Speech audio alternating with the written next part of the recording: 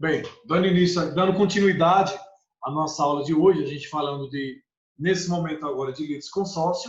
Vejamos, um litisconsórcio unitário e litisconsórcio não unitário.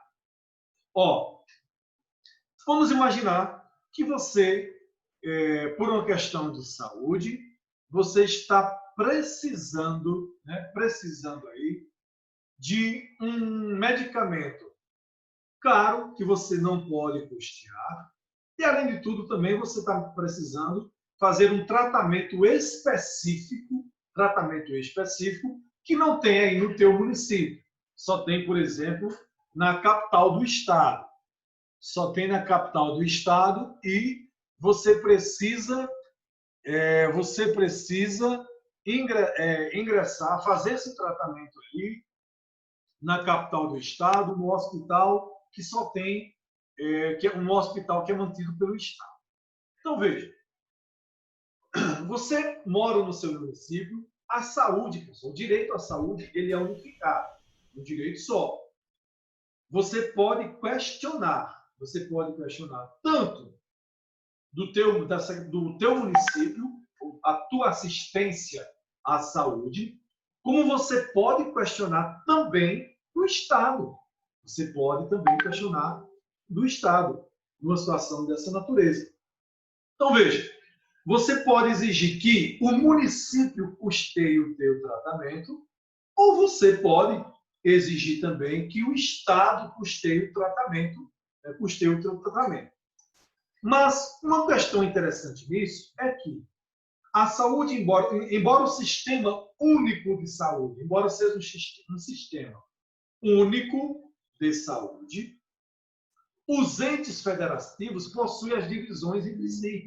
Por exemplo, no município, o município tem farmácia básica e o município tem, por exemplo, o TFD, que é aquele tratamento fora do domicílio. Mas, por exemplo, o município não tem gerência nos hospitais estaduais que ficam na capital do estado, porque isso compete à Secretaria Estadual de Saúde.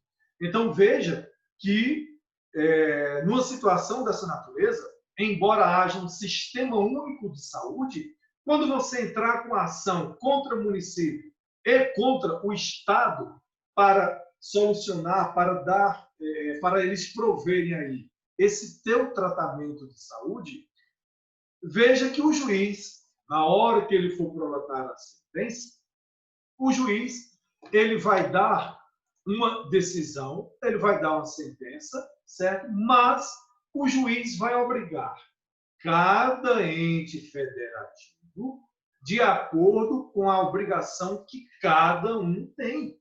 Por exemplo, o juiz não pode, em hipótese alguma, condenar o município por exemplo, prestar assistência à saúde no hospital estadual que fica lá na capital do estado, por exemplo. Por que o juiz não pode fazer isso? Porque o município não tem poder, o município não tem gerência, isso compete ao estado. Então, é como diz a musiquinha aí, né? Cada um no seu quadrado. Então, veja que essa situação, este exemplo que eu estou dando para vocês, é uma hipótese de litisconsórcio não unitário.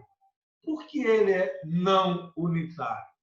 Porque o juiz não precisa decidir de modo uniforme. O juiz pode decidir de modo diferente para cada um dos litisconsortes, ou seja, para as pessoas que estão litigando juntas dentro do mesmo polo processual. Então, a diferença básica entre litisconsórcio unitário e litisconsórcio não unitário é que no unitário a decisão tem que ser uniforme para todo mundo. Já no litisconsórcio não unitário, não é obrigatório que a decisão seja uniforme para todos e eu acabei aí de dar um exemplo bem simples para vocês entenderem a situação. Certinho? E o artigo 117 vai dizer: os litisconsortes serão considerados em suas relações com a parte adversa como litigantes distintos, exceto no litisconsórcio unitário, caso em que os atos e as omissões de um não prejudicarão os outros, mas poderão beneficiar. O que quer dizer isso? Então, olha, os litisconsortes eles são considerados como partes distintas, como litigantes distintos, ou seja, então, eles podem ser autores ou podem ser réus, mas cada um respondendo aí dentro da sua própria, do seu próprio entender, cada um defendendo os seus próprios interesses, exceto no litisconsórcio unitário, porque no litisconsórcio unitário, que ó, serão as mesmas hipóteses aí do litisconsórcio necessário, né? O que um fizer ajuda o outro. Ou seja, vamos imaginar que um dos litisconsortes conseguiu um documento que era interessante. Esse documento vai servir aí para o companheiro dele, para o litisconsorte, a pessoa que está litigando junto com ele no mesmo polo, seja ativo, seja passivo. Então, um documento que um junta serve para os outros, né? Mas o artigo está dizendo aqui, exceto caso em que os atos e omissões de um não prejudicam os outros, mas os poderão beneficiar. Por exemplo, vamos imaginar que um dos litisconsortes foi intimado de uma determinada decisão e perdeu o prazo para recorrer. Um litisconsorte. Aí o outro, que estava no mesmo polo processual, seja autor, seja réu, né? Mas estava do mesmo lado. O outro litisconsorte, o prazo dele ainda não se venceu. Então, ó, aquele que perdeu o prazo foi perdido para ele. Se o outro litisconsorte ainda tem prazo para ele recorrer, então ele não pode ser prejudicado por aquele que não recorreu. Por exemplo, João e José eram litisconsortes no mesmo processo, ou seja, eles eram réus, ambos eram réus de um mesmo processo. João, o prazo para João, saiu a decisão, saiu a sentença, o prazo para João entrar com o recurso da sentença era hoje. Era ontem, aliás, por exemplo. Foi ontem. O prazo venceu ontem e João não recorreu. Olha, João não recorreu, problema dele. Essa omissão de João não pode prejudicar José. Se José ainda tiver prazo, José vai poder recorrer sem problema nenhum, né? Sem problema nenhum, porque o artigo é bem claro. Os atos e as omissões de um não pode prejudicar os outros, mas no que for possível beneficiar, aí sim. Aí o que um fizer pode ajudar o outro. Então, neste exemplo que eu estou dando aí para vocês, por exemplo, João perdeu o prazo, que era ontem, mas José ainda tem prazo até segunda-feira para recorrer. Então, se José entrar com recurso, esse recurso vai beneficiar João, que perdeu o tempo corretozinho aí da entrada. Né? Ou seja, João perdeu, o fato de João perder não pode prejudicar José. Mas o que José fizer, ou João também, né? É só o exemplo que eu estou dando. O que um fizer para beneficiar o outro, que puder beneficiar, vale. Agora, o ato ou omissão de um em relação ao outro não pode ser estendido, porque eles são considerados como se fossem, o artigo está aqui bem claro, eles são considerados como se fossem litigantes distintos. Embora estejam do mesmo lado, mas é como se fossem litigantes distintos entre si. Distintos entre si mesmos. Meninos, conseguiram entender a figura do litisconsórcio? Tá claro aí para vocês? Sim, professor. Nenhuma dúvida aí? Olha, ainda tem um tempinho, mas eu não estava querendo entrar aqui no outro assunto, porque o próximo assunto ele precisa ter uma continuidade para que a gente não fique aí meio perdido, digamos assim. Porque a gente está aqui, a gente estava vendo aqui litisconsórcio, a gente estava vendo litisconsórcio, e a gente viu aí, viu o facultativo, viu o litisconsórcio necessário, vimos o unitário, vimos o não unitário, ou seja, a gente viu as espécies de litisconsórcio, né?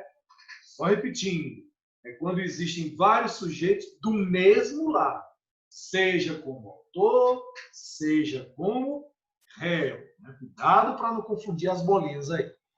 A gente viu o estudo e o próximo assunto é intervenção de terceiros, que são 5 espécies aí de 5 espécies de intervenção, pessoal, que é assistência,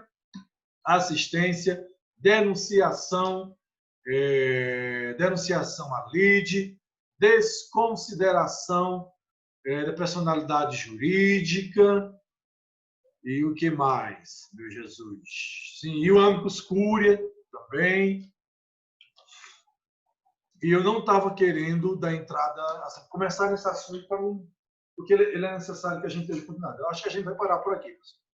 Nós vamos parar por aqui hoje, certinho, porque na próxima aula a gente fecha esse outro conteúdo para não ficar quebrado, para não quebrar o raciocínio, porque eu não queria que quebrasse o raciocínio, não, principalmente para não misturar, né, para que vocês não confundam litisconsórcio com intervenção. Certinho? Ó, deixa eu avisar. Certo. Professor, Oi, diga lá, Sebastião. essa que eu perdi foi a atividade oral.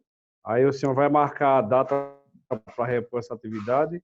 Isso. Na próxima semana, todos os alunos da Facom, sem exceção, de todas as turmas, serão informados das datas das reposições. A gente vai organizar o calendário bem direitinho, né? Então, quem perdeu atividades... Mas vai ser o mesmo assunto, professor? O mesmo assunto, da mesma maneira? Atividade, não, é diferente, com certeza, né? O assunto deve ser, agora a atividade, com certeza não, vai ser atividade diferente.